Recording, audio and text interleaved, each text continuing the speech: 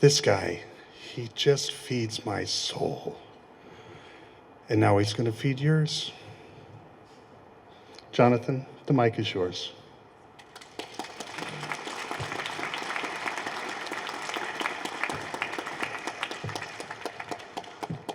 Jesus. Storytellers, a bunch of us, like around in the community. There's a bunch of amazing, wonderful shows. There's people who host them here tonight that are amazing. And all of us are like run around, like pitching and sending stuff off and like, pick me, and like, please pick me. And he's totally different. Him and Marlene are like totally different. It's almost like they pick you out of nowhere. Like he has an uncanny ability to know either when you need to get something off your chest or like he needs to get something, like he just said, like to feed his soul. And so I'm always blessed to be here. And when I heard there was a 100th show, I was like, oh God, I'm like, I'm not gonna call him. I'm not gonna call him. I'll just wait, right? And I was like, I'll just go and celebrate everybody else who I love to see. And then he called me and he's like, okay, that thing you just did, will you come do that? Like we're oranges on a tree or something, and he's hungry. And I am immensely grateful to them and to all of you guys who make a very unique community here. So I'm really happy to be here. And until I was 14, there were a number of things that I knew about my dad, right? I knew that his name was Lanny Meyers. Lanny, which is short for Lancelot, which is really weird French name for a Jewish guy, right? Like a kid. I knew that he was the oldest of 3 sons, whose other names were Ken and Richie, right? And they were all from Flatbush, which is this little neighborhood in this far, far away land called Brooklyn. Because if you grew up in Manhattan in the 70s, anybody? Like, you know, yeah, like no other borough existed. It was just Manhattan, right? Unless you were gonna take the D train to go out to Coney Island, to ride the Cyclone and put your life in jeopardy, or you were gonna take the 7 train to Flushing Meadows, to Willets Point, to Shea Stadium, to watch the Mets put your life in jeopardy, right? Oh, God. But I also knew that he was a composer and a pianist, right? And he started his career playing in the pit for Broadway shows. And that on August 25th, 1964, he was beginning the refrain to the musical version of Around the World in 80 Days at approximately 8:15 when I was born, right? I knew that when I was 3, he left me and my mother. I didn't know exactly why, but I knew that he would give her half of everything he made every week, which at that time was about $150 a week. So he gave her $75 every single week.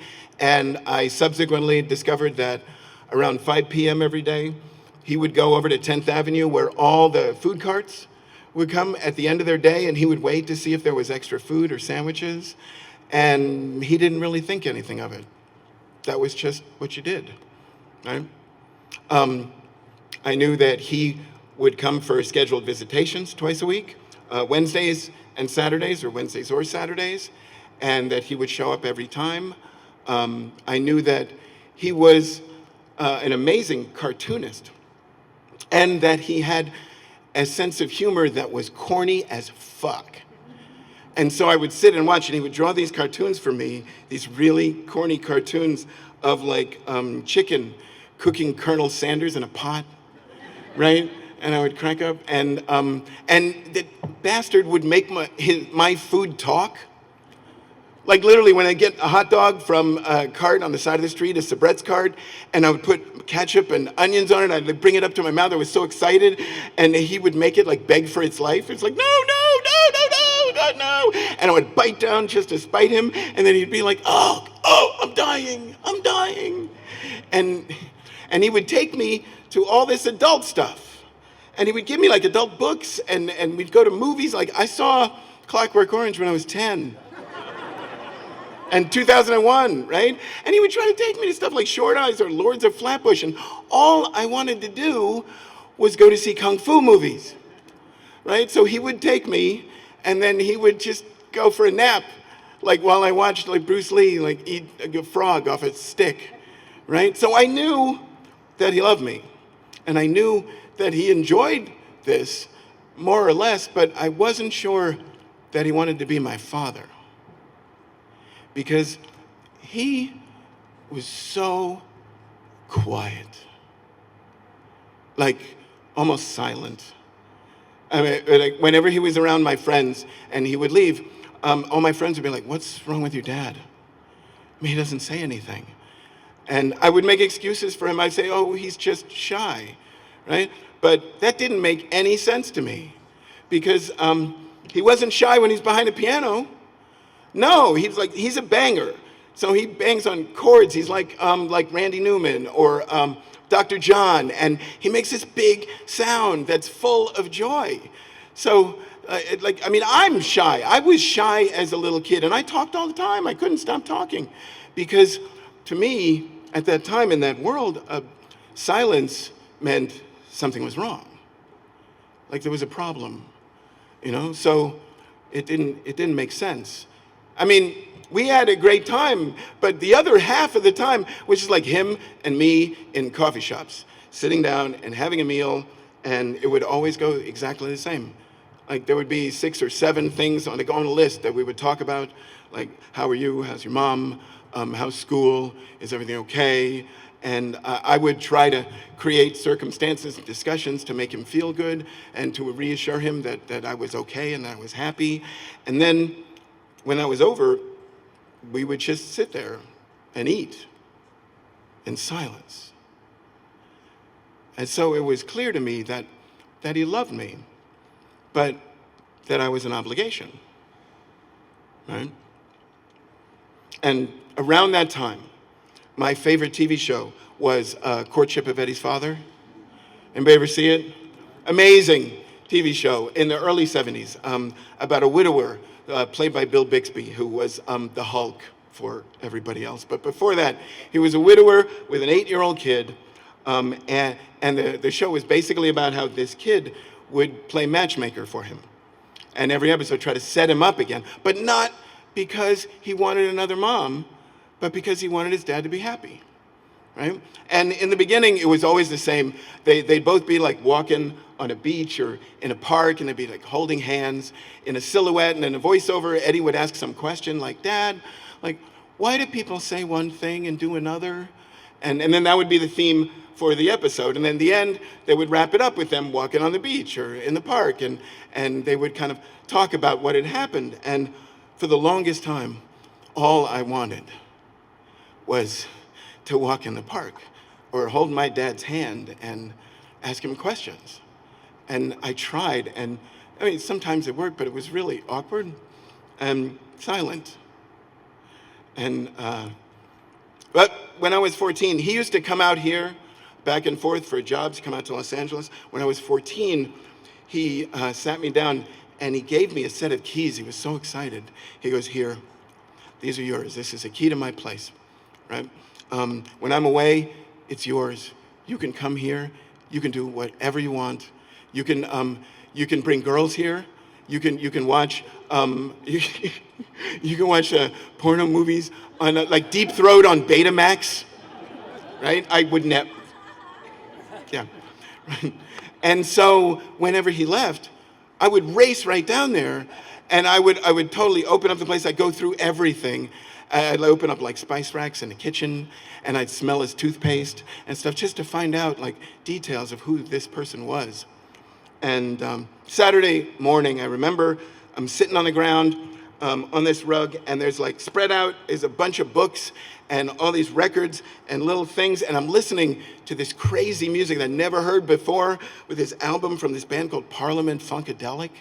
Like listening to a song called Atomic Dog, and there's a spaceship on the cover, and I see in the corner this book on a shelf, like this sketchbook, and I reach for it, and I open it up, and it's just like blank pages. It's unruled, and there's like drawings and little random thoughts, like stream of consciousness. And I found this paragraph, and it said, the entire session today was a disaster. I gave them everything they want. They gave me a detailed list. I know I gave them everything they want, and then when I showed it to them, they were unsatisfied. They asked me to change it, and I felt like I disappointed and let them down. And then in the middle of it, I had to go and pick up Jonathan, and we went and sat in a coffee shop for an hour and didn't say a word. And it was the best part of my day.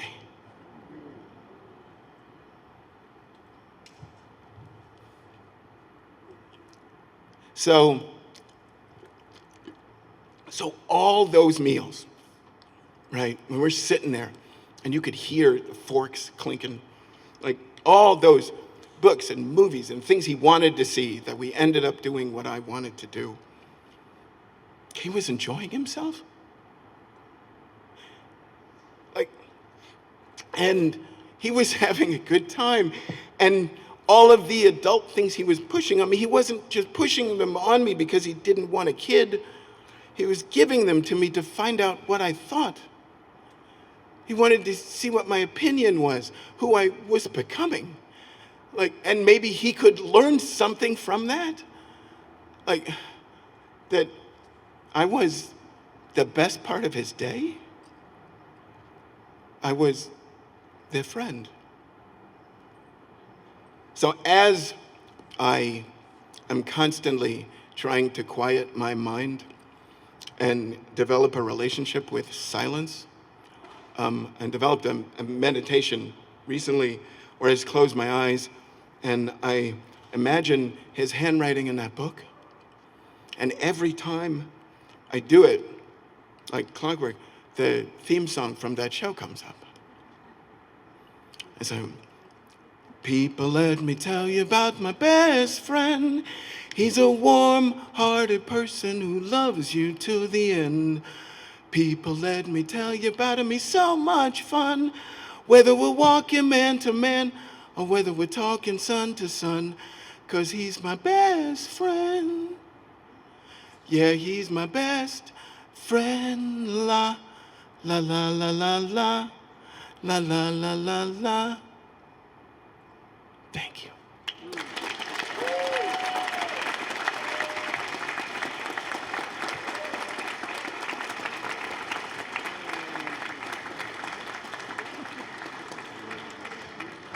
La la la la la. La la la la la. Who remembers? Bill Bixby,